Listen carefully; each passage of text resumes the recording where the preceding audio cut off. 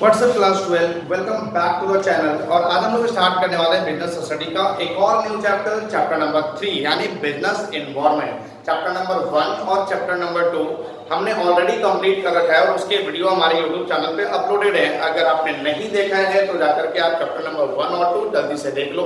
और उसके बाद आज स्टार्ट करते हैं चैप्टर नंबर 3। चैप्टर नंबर 3 एक काफी छोटा सा चैप्टर है और इसको मैं 2 वीडियो में कंप्लीट कर दूंगा। आज के वीडियो में मैंने 50% टॉपिक को कवर कर लिया है, रिमेनिंग 50% में नेक्स्ट वीडियो में कवर कर लूंगा।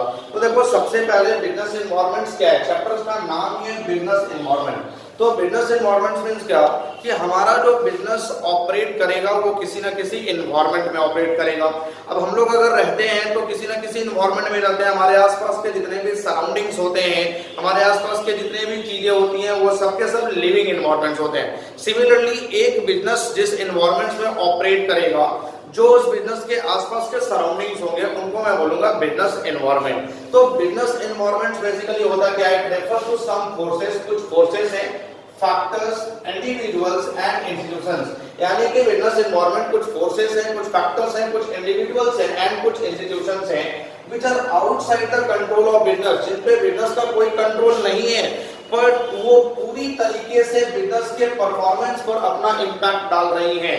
यानी किसी न किसी तरीके से वो बिजनेस को प्रभावित कर रही हैं, बिजनेस पर अपना इम्पैक्ट डाल रही हैं, बट बिजनेस उनको कंट्रोल नहीं कर पा रहा है।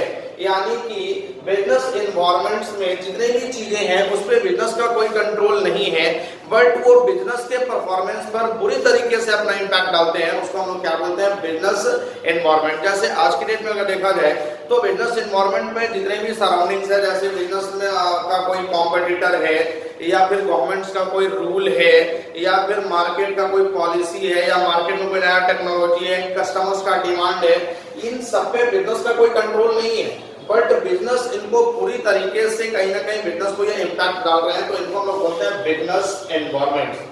तो the surroundings in which the business exist, यानी वैसा सराउंडिंग जिसमें हमारा बिजनेस एग्जिस्ट करता है, उसको हम लोग बोलते हैं बिजनेस एनवायरनमेंट। अब उसके बाद बिजनेस एनवायरनमेंट के क्या क्या फीचर्स हैं, फीचर्स ऑफ बिजनेस एनवायरनमेंट। तो सबसे पहला, it is the totality of external forces. अब हमने बताया कि जो बिजनेस एनवायरनमेंट है उसमें कुछ फोर्सेस आते हैं। तो किस तरह के फोर्सेस आते हैं कि कस्टमर्स का डिमांड है, या मार्केट में कोई नया टेक्नोलॉजी है, या फिर गवर्नमेंट का कोई रूल है, या जो हमारा कॉम्पिटिटर है उसके कुछ पॉलिसीज हैं। तो ये सारे फोर्सेस का जो सम टोटल होता है बिजनेस एनवायरनमेंट होता है। तो it is the totality of external forces. External forces का टोटलिटी है। It is specific as well as general forces. अब जो एक्सटर्नल फोर्सेस होते हैं वो 2 टाइप्स के होते हैं, एक स्पेसिफिक फोर्सेस और एक जनरल फोर्सेस। अब यहाँ पे क्वेश्चन आएगा कि स्पेसिफिक फोर्सेस और जनरल फोर्सेस में क्या डिफरेंस है। तो देखो, स्पेसिफिक फोर्सेस वे फोर्सेस होते हैं जो डायरेक्टली आपके बिजनेस पर इंपैक्ट डाल रहे हैं, किसी और के बिजनेस पर इंपैक्ट नहीं डाल रहे हैं। जैसे आपका कस्टमर, आपका क्रेडिटर, आपका कॉम्पिटिटर, ये कहीं ना कहीं स्पेशली आपके बिजनेस पर इंपैक्ट डालते हैं। बट जनरल फोर्सेस जो डायरेक्टली आपके बिजनेस पर इंपैक्ट नहीं डाल रहे हैं, बट वो एक मेजर इंपैक्ट लेके आ रहे हैं सारे बिजनेस के लिए। जैसे गवर्नमेंट का कोई रूल, ये स्पेशली आपके बिजनेस पर इंपैक्ट नहीं डाल रहा है। जीएसटी, ये स्पेशली आपके बिजनेस पर इंपैक्ट नहीं डाल रहा है। डीमोनेटाइजेशन, ये स्पेशली आपके बिजनेस पर इंपैक्ट नहीं डाल रहा है। ये सारे बिजनेस पर मेजर इंपैक्ट लेके आया है। जैसे जीएसटी आया तो जीएसटी से किसी बिजनेस को कुछ प्रॉफिट भी हुआ, किसी बिजनेस को कुछ लॉस भी हुआ, तो ये स्पेशली आपके बिजनेस पर इंपैक्ट नहीं डाला, ये सारे बिजनेस पर एक मेजर इंपैक्ट लेकर के आया। तो business environment is specific as well as general forces. Next है, इट इज अनसर्टेन। अब अनसर्टेन का मतलब क्या हुआ कि क्या आपको पता था कि गवर्नमेंट जीएसटी भी लेकर के आ सकती है? क्या आपको सच में पता था कि गवर्नमेंट डिमोनेटाइजेशन भी कर सकती है? तो यहाँ पे फ्यूचर में क्या होने वाला है बिजनेस के साथ, ये कुछ भी पता नहीं होता है। अचानक से बिजनेस के साथ कुछ भी हो सकता है, बिजनेस के परफॉर्मेंस पर कुछ भी इंपैक्ट डाला जा सकता है। तो इट इज अनसर्टेन, ये अनसर्टेन होता है। Next, it is dynamic. Dynamics का मतलब क्या होता है, कॉन्टिन्यूअस कीप्स ऑन चेंजिंग, कि हमारा जो एनवायरनमेंट है वो कभी भी फिक्स नहीं रहता है, इसमें हमेशा चेंजेस होते रहता है। अब जैसे आप देख लो कि आज के 10 साल पहले जो हमारे टीचर्स पढ़ाया करते थे वो ब्लैक बोर्ड पे पढ़ाया करते थे और चौक यूज किया करते थे। बट आज के डेट में ब्लैक बोर्ड को रिप्लेस करके व्हाइट बोर्ड लाया गया। इवन आज के डेट में डिजिटल बोर्ड भी आ गया व्हाइट बोर्ड को रिप्लेस करके। तो यहाँ पे हमारा जो एनवायरनमेंट है वो कंटिन्यूअस चेंज होते रह रहा है, ब्लैक बोर्ड से व्हाइट बोर्ड, व्हाइट बोर्ड से डिजिटल बोर्ड। पहले हम लोग फेस टू फेस ऑफलाइन पढ़ा करते थे, अब हम लोग ऑनलाइन भी पढ़ा करते हैं। तो ये सब चेंजिंग एनवायरनमेंट्स के कारण है। तो हमारा जो बिजनेस एनवायरनमेंट है it's continuous keeps on changing, that is it is dynamic. Next है हमारा इट इज कॉम्प्लेक्स। अब बिजनेस एनवायरनमेंट्स को समझ पाना इतना आसान नहीं है, बिजनेस एनवायरनमेंट को समझना काफी मुश्किल है, बट ऐसा भी नहीं कि समझना इम्पॉसिबल है। अगर बिजनेस एनवायरनमेंट को समझ लिया जाए तो कहीं ना कहीं वो एक पॉजिटिव रिजल्ट ला करके देगा।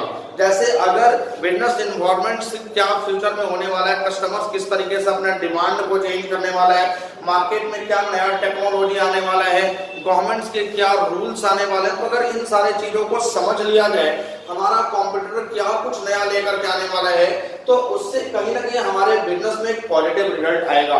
बट फिर भी बिजनेस एनवायरनमेंट को समझना काफी मुश्किल है। तो इट इज कॉम्प्लेक्स। और last it is inter relatedness.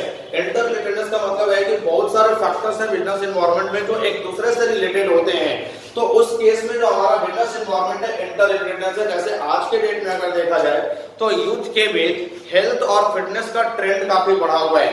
तो जब यूथ के बीच और हेल्थ और फिटनेस का ट्रेंड बढ़ा तो उससे जिम का बिजनेस बढ़ा, हेल्दी फूड का बिजनेस बढ़ा, हेल्दी जूस का बिजनेस बढ़ा, फास्ट फूड का बिजनेस कम हो रहा है, फैटी फूड का बिजनेस कम हो रहा है। तो यहाँ पे कहीं ना कहीं एक दूसरे से इंटर रिलेटेड है कि अगर जिम का बिजनेस बढ़ेगा तो हेल्दी फूड का, हेल्दी जूस का बिजनेस बढ़ेगा। तो it is inter relatedness. I hope कि बिजनेस एनवायरनमेंट और उसके फीचर्स आपके क्लियर हो गए। अब उसके बाद हमने बताया कि ये सारे बिजनेस एनवायरनमेंट्स के फीचर हैं और बिजनेस एनवायरनमेंट्स को समझना पड़ेगा।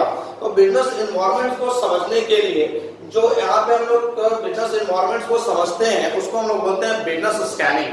अब बिजनेस स्कैनिंग एक प्रोसेस होता है जो ये बताता है कि बिजनेस में क्या क्या लाभ होने वाले और क्या क्या लॉस होने वाले हैं फ्यूचर के पॉलिसी से। यानी जब भी कोई फ्यूचर में पॉलिसी आएगा तो उससे बिजनेस को क्या क्या प्रॉफिट होंगे, क्या क्या लॉस होंगे, इसको आइडेंटिफाई करने में जो हमारा हेल्प करता है उसको हम लोग बोलते हैं बिजनेस स्कैनिंग। अब बिजनेस स्कैनिंग को अच्छे से समझने के लिए बिजनेस के कुछ डायमेंशंस दिए गए हैं, उन डायमेंशंस को समझना बहुत जरूरी है। तो बिजनेस में टोटल 5 डायमेंशंस दिए गए हैं। पहला political dimensions, next economical dimensions, social dimension, technological dimension और लीगल डायमेंशन। अब इन 5 डायमेंशंस को कैसे आइडेंटिफाई करना है अब इसको देखो। सबसे पहला जो डायमेंशन है वो पॉलिटिकल डायमेंशन। पॉलिटिकल डायमेंशंस का मतलब कि इसमें गवर्नमेंट्स के कुछ रूल्स आ जाएंगे, जो गवर्नमेंट्स का अलग अलग डिफरेंट गवर्नमेंट्स का कुछ पॉलिसी आ जाएगा। यानी कि जितने भी फैक्टर्स गवर्नमेंट से रिलेटेड होंगे वो सबके सब पॉलिटिकल में आ जाएंगे। तो all factors related to government. अब गवर्नमेंट्स के कौन कौन से फैक्टर है कि गवर्नमेंट का कुछ रूल्स है, गवर्नमेंट का कुछ पॉलिसी है, क्योंकि अब अलग अलग गवर्नमेंट्स का काम करने का तरीका अलग अलग होगा तो सारे गवर्नमेंट्स का पॉलिसीज भी अलग अलग होगा। पॉलिसीज ऑफ डिफरेंट गवर्नमेंट, अलग अलग पॉलिसीज होंगे गवर्नमेंट्स के। अभी मैंने आपको बताया, अब जैसे अगर इंडिया में कांग्रेस की गवर्नमेंट थी तो उसका काम करने का तरीका कुछ और था, उसके पॉलिसीज कुछ और थे। आज इंडिया में बीजेपी की गवर्नमेंट है तो इसका काम करने का तरीका कुछ और है, इसके पॉलिसीज कुछ और हैं। जैसे बीजेपी क्या लेके आई, मेक इन इंडिया, स्वच्छ भारत अभियान, तो ये सब बीजेपी के अपने पॉलिसी है, अपने काम करने का तरीका है। तो ये पॉलिटिकल डायमेंशंस भी कहीं ना कहीं हमारे बिजनेस पर मेजर इंपैक्ट डालते हैं। नेक्स्ट हमारा इकोनॉमिक डायमेंशन। अब इकोनॉमिक डायमेंशंस को आइडेंटिफाई करना काफी आसान है।